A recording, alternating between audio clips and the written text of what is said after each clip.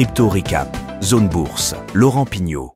Le mystère entourant l'identité de Satoshi Nakamoto, le créateur de Bitcoin, persiste depuis plus de 15 ans maintenant. Mais il y a eu un rebondissement cette semaine. Un documentaire de HBO prétend avoir démasqué ce génie insaisissable. Mais derrière les révélations, une question demeure. Cette enquête apporte-t-elle vraiment des réponses ou alimente-t-elle tout simplement une intrigue sans fin? On en parle dans l'analyse cryptique après les actualités essentielles de la semaine. Pour la première actualité, on s'intéresse à Crypto.com. La plateforme américaine a déposé une plainte contre le gendarme boursier après avoir reçu une notice Wells, ce qui indique en fait que la SEC envisage des poursuites contre l'exchange pour des infractions présumées. Et Crypto.com accuse de son côté la SEC d'une régulation excessive et d'une interprétation unilatérale des crypto-monnaies comme des valeurs mobilières. L'entreprise dénonce surtout l'absence de règles claires et transparentes en matière des crypto-monnaies aux États-Unis. En parallèle, Crypto.com a appelé à un accord entre la SEC et la CFTC pour clarifier la régulation des produits dérivés en crypto-monnaie. Pour la deuxième actualité, on s'intéresse à FTX. Près de 2 ans après sa faillite, le tribunal des faillites des États-Unis a validé le plan de réorganisation de FTX, permettant enfin aux créanciers de recevoir bientôt leur remboursement. En fait, environ 98% des créanciers seront remboursés à hauteur de 119% de leurs réclamations, basées sur la valeur des crypto-monnaies lors de la faillite. Ce seront donc des dollars qui seront redistribués et non pas des actifs sous-jacents que pouvaient détenir les créanciers. Pour rappel, l'effondrement de FTX en 2022 résultait d'une mauvaise gestion des fonds par Alameda Research, mais aussi d'une manipulation des fonds des clients. Et au total, FTX redistribuera entre 14,7 et 16,5 milliards de dollars, et certains experts estiment que ce remboursement pourrait exercer une pression acheteuse sur le marché des crypto-monnaies, étant donné que certains créanciers pourraient réinvestir leurs fonds. Mais pour l'instant, ces estimations restent au stade de la spéculation. Pour la troisième actualité, on s'intéresse à Tether, qui émet le principal stablecoin du marché, l'USDT, et qui a annoncé adapter sa technologie pour se conformer aux réglementations européennes qui encadrent strictement les cryptoactifs, notamment les stablecoins. Bien que Paolo Ardoino, le PDG de Tether,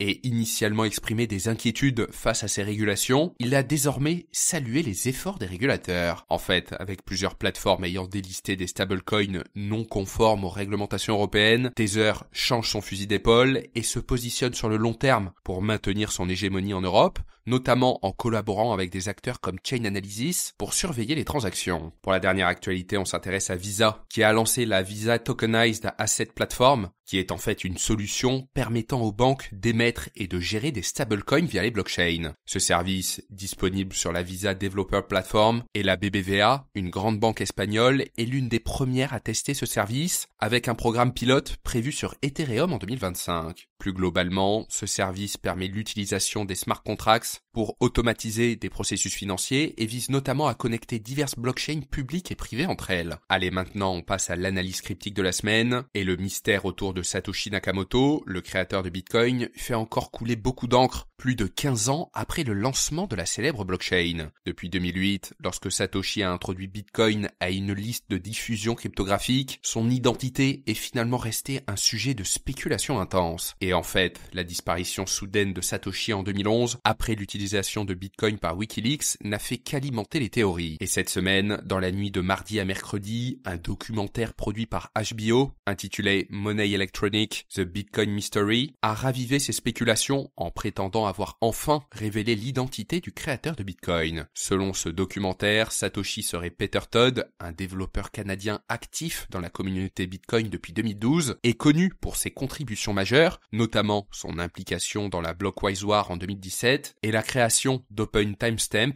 un projet open source. Et une des preuves avancées dans le documentaire diffusé par HBO est son implication dans le célèbre Block Size War en 2017, qui a abouti à la scission de Bitcoin et à la création de Bitcoin Cash. Et lors de ce conflit, Todd a soutenu le camp des small blockers, c'est-à-dire ceux qui voulaient limiter la taille des blocs de transactions sur la blockchain Bitcoin. En fait, ce camp estimait que des blocs plus petits préservaient la décentralisation et la sécurité du réseau, en s'assurant finalement que n'importe qui puisse participer à la validation des transactions. transactions avec un matériel accessible. Et fait intéressant, Ted n'est pas seul dans ce combat. Adam Back, un autre suspect souvent cité dans les discussions sur l'identité de Satoshi Nakamoto, se trouvait lui aussi parmi les partisans des small blockers. Et les deux figures emblématiques ont partagé une vision commune sur la manière dont Bitcoin devait évoluer, plaçant l'accent sur la préservation de ses principes fondateurs. Et le choix de Todd de soutenir ce camp, malgré la popularité croissante des partisans des big blockers, qui prônaient donc une augmentation de la taille des blocs pour permettre plus de transactions par seconde, a renforcé les spéculations. Mais malgré cela, ni Todd ni Back n'ont jamais été officiellement confirmés comme étant Satoshi Nakamoto. Par ailleurs, le film avance que Todd, âgé d'une vingtaine d'années en 2008, aurait adopté le pseudonyme Satoshi Nakamoto pour donner du poids à ses idées, de peur d'être finalement discrédité en raison de son jeune âge. Une autre preuve avancée est l'implémentation du concept de Replace by Fee par Todd, un concept cryptographique un peu sophistiqué et qui est financé par une personne anonyme connue sous le nom de John Dillon, que le documentaire suppose être une autre identité de Todd. Et un autre point troublant soulevé par le réalisateur est un échange de 2010 entre Peter Todd et Satoshi Nakamoto sur un forum. Todd avait finalement simplement apporté une clarification à une explication technique de Satoshi, un geste qui dans le documentaire est interprété comme une preuve supplémentaire liant Todd à l'identité de Satoshi. Pourtant en réalité cet échange n'est rien de plus qu'une discussion ordinaire que l'on pourrait avoir dans n'importe quel groupe de passionnés de crypto, et donc encore une fois, malgré ces preuves, il s'agit d'une théorie reposant sur des éléments faibles et non concluants. Et malgré ces accusations, Todd nie fermement être Satoshi, déclarant avec ironie, je cite, « Si j'étais Satoshi, j'aurais détruit ma capacité à le prouver pour ne jamais avoir la tentation de le faire. » Et même Adam Back, qui est une figure de la communauté Bitcoin, souvent soupçonné d'être Satoshi, a également soutenu Todd en qualifiant cette théorie de ridicule. Mais ce n'est pas la première fois qu'une telle enquête prétend révéler l'identité de Satoshi. En 2014, des journalistes de Newsweek avaient désigné un homme d'origine japonaise vivant en Californie comme étant Satoshi, une théorie rapidement réfutée. Alors plus globalement, le documentaire de HBO, bien qu'intéressant, semble plus focalisé sur la création d'une histoire captivante que sur la révélation même d'une vérité définitive. Donc la question demeure toujours, qui est réellement Satoshi Nakamoto? Une réponse encore inconnue, et si certains y voient un mystère à résoudre, d'autres pensent que la véritable identité de Satoshi n'est peut-être pas aussi importante que l'héritage qu'il a laissé avec Bitcoin. Donc plus globalement, que Satoshi soit Peter Todd, un autre développeur ou même un groupe de personnes, la quête de son identité reste l'un des plus grands mystères non résolus de notre époque, et ce mystère reste surtout une formidable force pour le Bitcoin. Voici ce qu'il fallait retenir dans l'actualité des crypto-monnaies cette semaine, et on se retrouve la semaine prochaine pour un nouveau tour d'horizon.